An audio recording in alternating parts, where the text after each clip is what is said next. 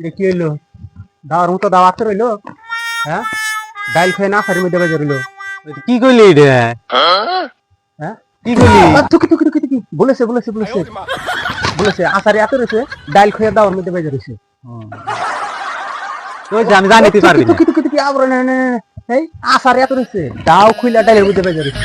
আমি জানি তুই পারবি না, তুই দেই গেলি না পার না, দাও পারি কেমনে? হইছে। ওই তুই খারা জংড়া নেই, তুই ধর অনেক খেলা আগাটাকে ফাল না খাবি।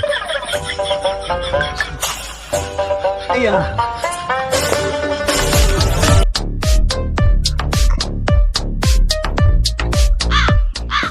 বাবা রে মাইকেল রে, আরে ওই